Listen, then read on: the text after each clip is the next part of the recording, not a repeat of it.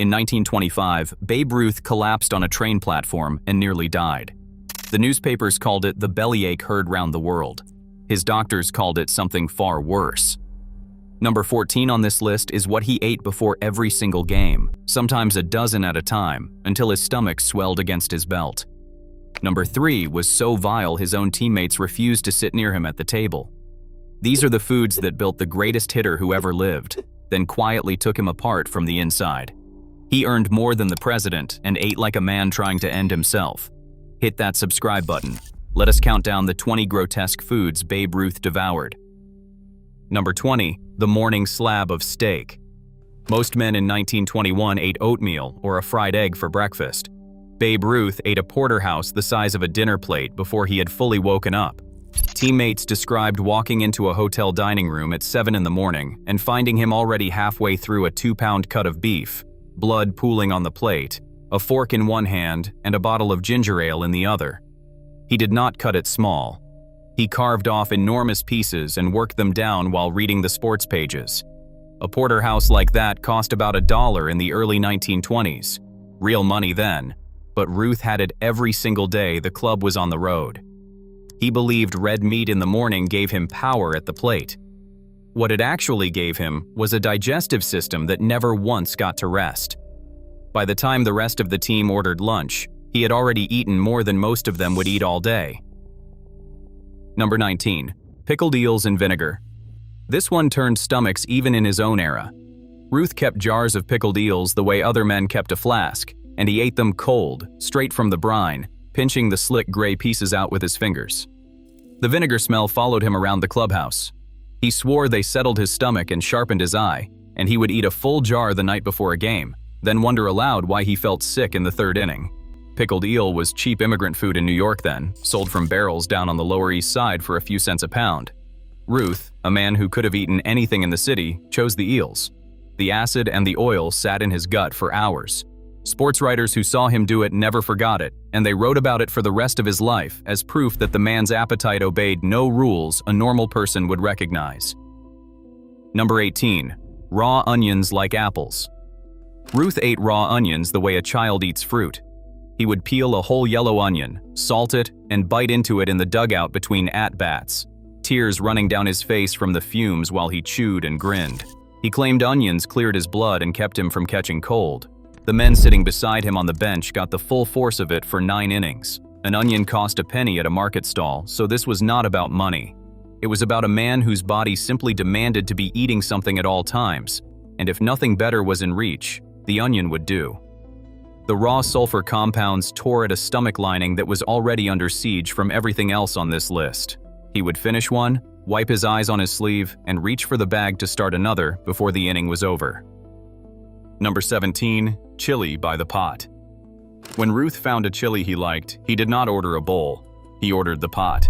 There are accounts of him sitting down in a Texas roadhouse during spring training and eating chili until the owner came out to watch, because no one had ever seen a human being put away that much in one sitting. Grease floated on the surface, cheap ground beef and beans cooked down with peppers and lard, the kind of dish that cost a nickel a bowl because it was made from the cheapest scraps a kitchen had. Ruth ate 5, 6, 7 bowls, mopping it up with white bread, sweating through his shirt. Then he would go out and play. The capsaicin heat and the fat load turned his insides into a furnace, and by the middle innings he was reaching for the one thing that could quiet it, which brings us to what he carried in his pocket at all times. Number 16, bicarbonate of soda straight. This was not a food. It was the confession that the food was winning. Ruth carried bicarbonate of soda everywhere, and when the steak and the chili and the eels came back to haunt him, he would tip a spoonful of the white powder straight onto his tongue and chase it with water, or stir a heaping load into a glass and drink it down fizzing. Some days he did this 3 and 4 times before the game even started. The soda neutralized the acid for 20 minutes, just long enough for him to eat something else that started the whole cycle again. A tin of bicarbonate cost a dime and lasted a week the way normal people used it. Ruth went through it like a man patching a boat that was already underwater. Teammates said you could hear him belch from across the clubhouse after a dose. It was the sound of a body already asking for mercy in 1923, 2 full years before it finally quit on him. Number 15, whole racks of spare ribs. Ruth did not share ribs. He ordered a full rack, then a second full rack, and ate them with both hands until the bones were stripped clean and stacked in a greasy pile that servers described with something close to awe. Barbecue was working man's food, the fatty cuts nobody with money wanted, sold cheap off the smoker. That was exactly why Ruth loved it. He had grown up with nothing in a Baltimore waterfront home for troubled boys, and rich food that came in enormous cheap quantities was his idea of heaven for the rest of his life. He ate ribs the way a starving man eats, even at the height of his fame, even earning $80,000 a year. The rendered pork fat coated everything it touched, including the inside of a man who was carrying more of it than his frame was ever built to hold. First pattern break. Here is where the story stops being funny. By 1925, Babe Ruth was 29 years old and already falling apart. In April of that year, on the way north from spring training, he collapsed on a railway platform, unconscious, and had to be carried off the train. The papers, unwilling to say what everyone suspected, called it the bellyache heard round the world. The truth was uglier. He had an abscess in his intestine that required surgery, and he spent 7 weeks in a hospital bed while the Yankees sank to the bottom of the league without him. Doctors of the era blamed his eating and drinking directly, and no one who had watched him at a dinner table argued. This was a man at the peak of his powers, the most famous athlete alive, laid flat by his own appetite before he turned 30. And here is the part that should stop you cold. He got out of that hospital bed, recovered, and went right back to eating exactly the way he had before. The next 6 entries are what a man eats after his body has already tried to kill him once. Number 14. The hot dog dozen.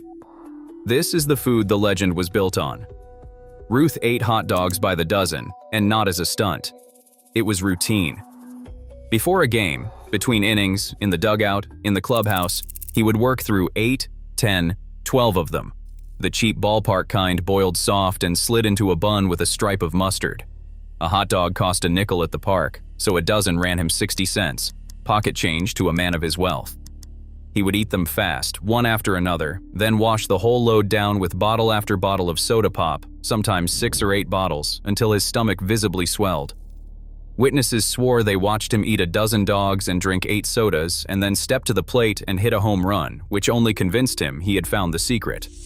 The processed meat, the fat, the sugar water, all of it pouring into a gut that had already been opened up on an operating table. He did it anyway. He did it for years. Number 13. Pig's knuckles and sauerkraut. Ruth had a German appetite to match his German name, and pig's knuckles were near the top of it.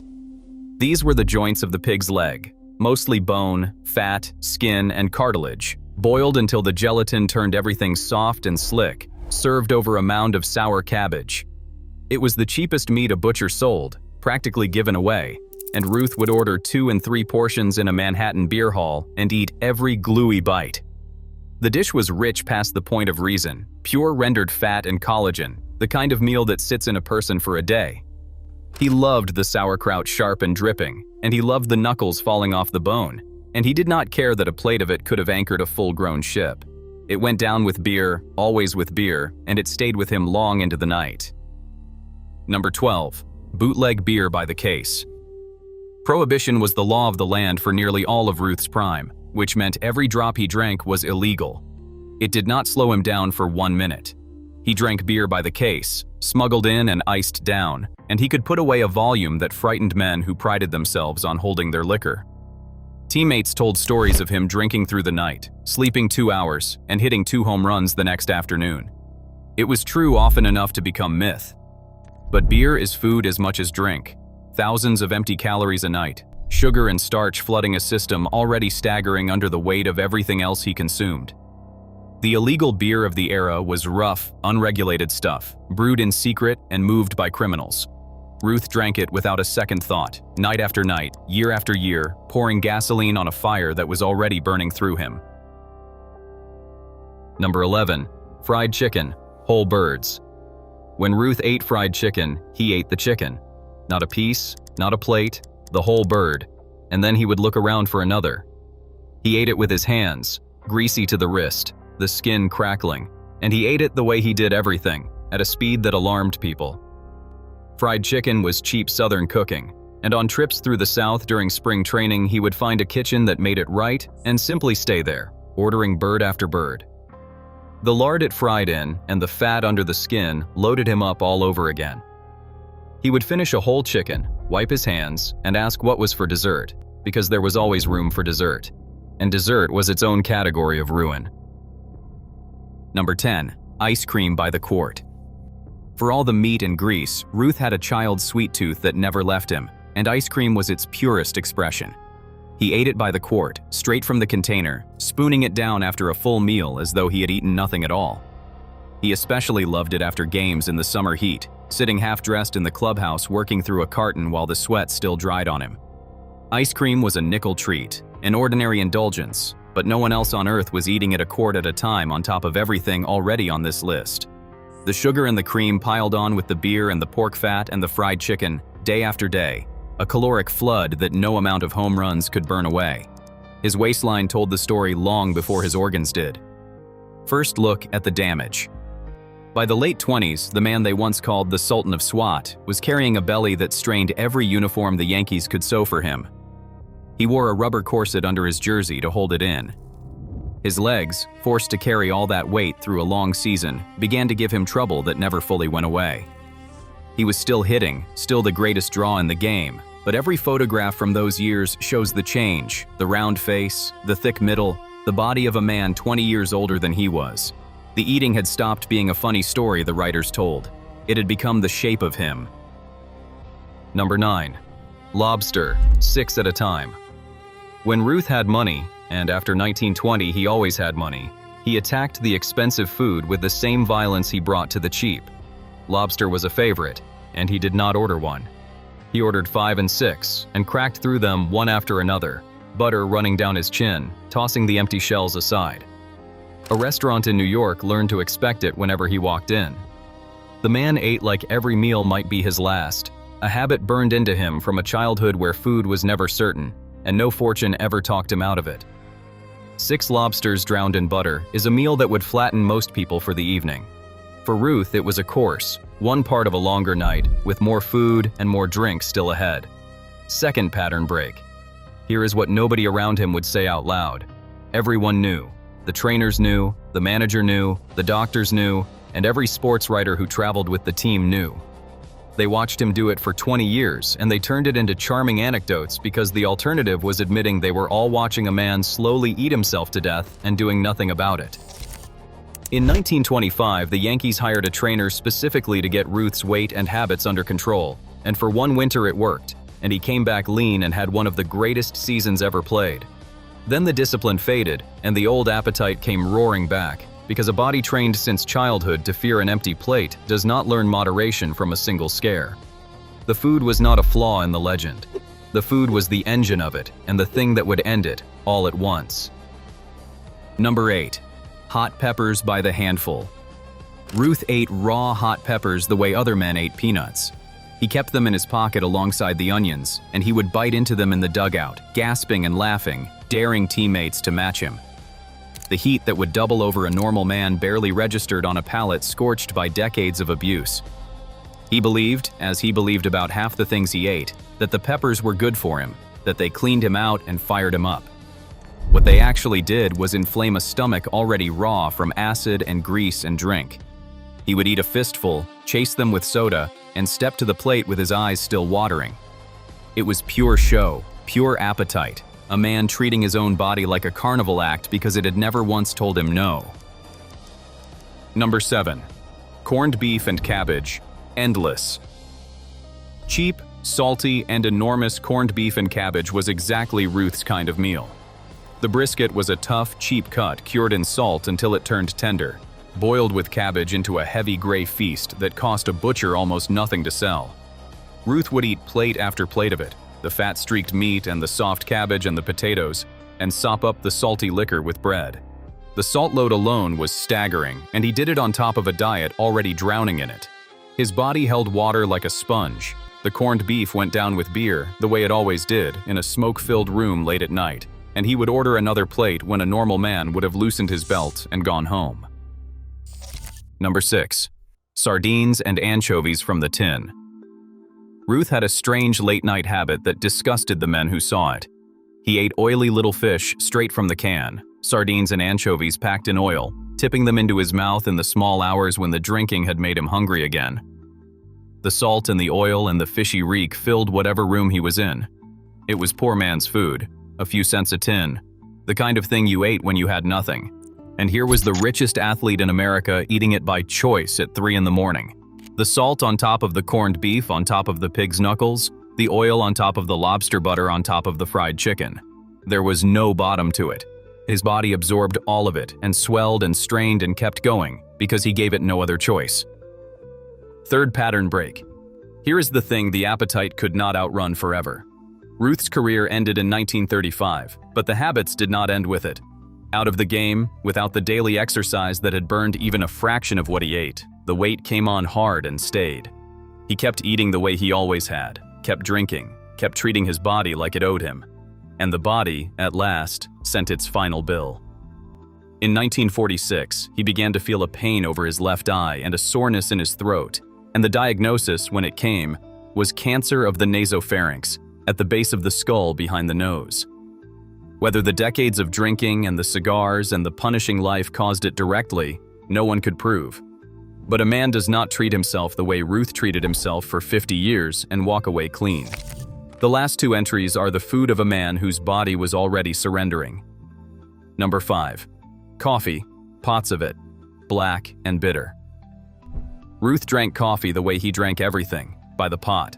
Black, strong enough to strip paint, cup after cup, to try to burn off the fog of the night before.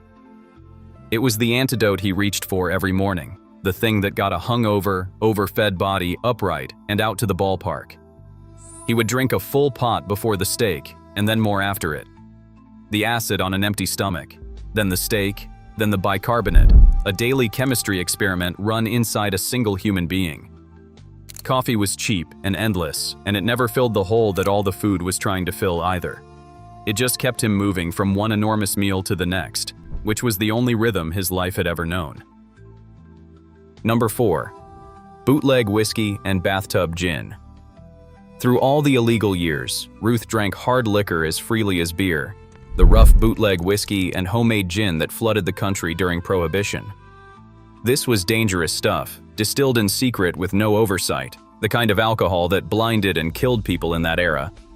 Ruth poured it down without fear, mixing it into nights that stretched until dawn. It carried its own flood of calories and its own slow poison, and it went straight to a liver already working overtime against everything else he ate.